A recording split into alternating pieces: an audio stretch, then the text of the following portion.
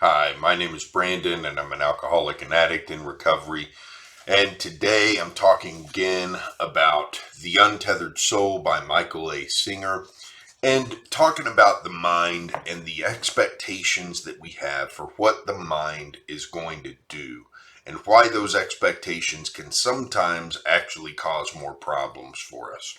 So yesterday we talked a little bit about how we expect the mind to solve problems for us by changing external circumstances in our lives.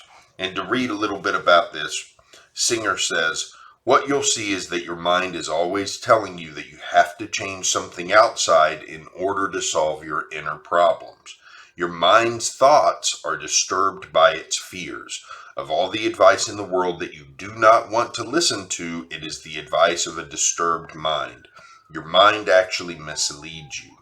Once you realize this, the mind has a serious underlying problem, and what it's doing is making up external situations that might make things more comfortable.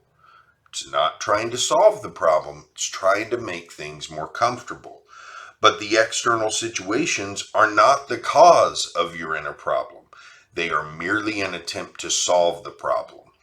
So this goes hand in hand with the things we learn in recovery from alcoholism and addiction, that a lot of our problems in life, a lot of our fears, a lot of our selfish motivations are coming from this place of wanting control over, and a lot of our anxieties are coming from this place of trying to control things outside of us in order to make the inside feel better. And in fact, a lot of times drugs and alcohol are a first attempt to try to control things, to make ourselves feel more comfortable, to make ourselves feel better. And then they become the problems, but they are never the actual problem. They're never the real problem.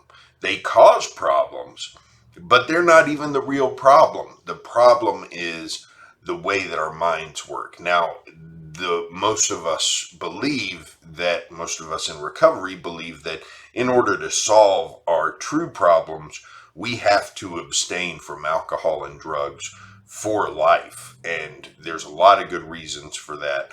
But the bottom line is they aren't even the problem. It's the way that we are acting and reacting to the world around us that's the real problem. And the way that we're interacting with our minds is a problem. So he says, the fact is, however, external changes are not going to solve your problem because they don't address the root of your problem. So it's very important for us to recognize we've got to go inside of ourselves, look at the root of our problem in order to address things. So a lot of times the root of our problem is the way that we engage with the mind and the way that we entertain some of the thoughts that the mind has. If we've got a mind that's driven by fear, pride, ego, anxiety, selfishness, then engaging with that mind is actually part of the problem. And sometimes in order to fix some of those things, we've got to not only refocus our mind, but refocus our attention. And sometimes it's important not to get caught up in the thoughts the mind is having, but to just let them be and just kind of let them sit over there and move our seat of consciousness back to where we're aware of those thoughts, but not engaged in them. So here's how he describes that. He does a better job than I can. He says, you just stop telling your mind that its job is to fix your personal problems. You can have a different relationship with your mind. Whenever it starts up telling you what you should and shouldn't do in order to get the world to match your preconceived concepts, don't listen. Likewise, when your mind starts telling you what you have to do to make everything inside okay, don't buy into what it's telling you. The truth is, Everything will be okay as soon as you are okay with everything.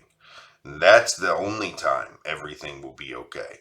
And I think that last line is really important. The truth is, everything will be okay as soon as you are okay with everything. So, as soon as we can get some level of acceptance into our lives, again, we're getting into ideas that parallel the teachings of recovery programs like 12-step programs. The idea of acceptance of things the way they are, that's when things get important. And a lot of times people get acceptance kind of twisted. Acceptance doesn't mean that we can't still fight for change when it's right to do so.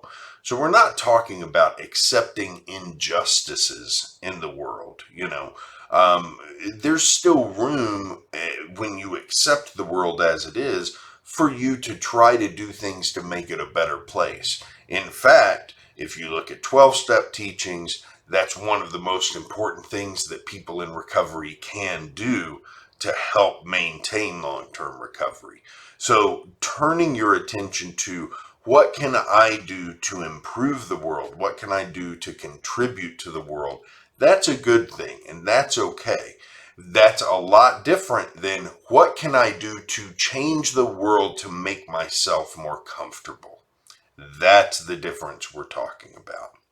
So he goes on to say that your mind is not the guilty party when it comes to discomfort in your life.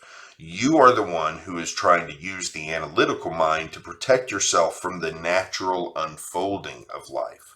So you're trying to use all the thought processes that you've got within your control in the mind to make the natural unfolding of life make sense. And in a lot of ways, the way that life unfolds around us is so complicated that it's not a possible job for us to be able to comprehend it and make sense of all of it.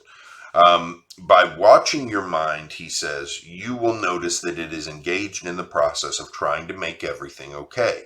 Consciously remember that this is not what you want to do, and then gently disengage. Instead of fighting the mind, just don't participate in it. When you see the mind telling you how to fix the world and everyone in it in order to suit yourself, just don't listen. The key is to be quiet. It's not that your mind has to be quiet. You be quiet. You, the one inside watching the neurotic mind, just relax. You will then naturally fall behind the mind because you have always been there. You are not the thinking mind. You are aware of the thinking mind. You are the consciousness that is behind the mind and is aware of the thoughts.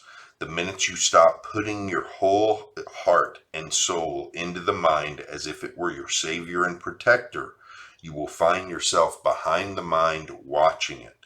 That's how you know about your thoughts. You are in there watching them.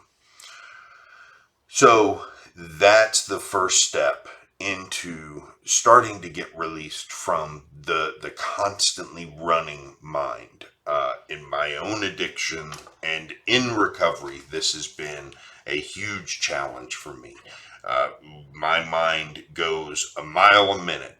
And if you are in a recovery meeting, you can see the people who are still caught up in that.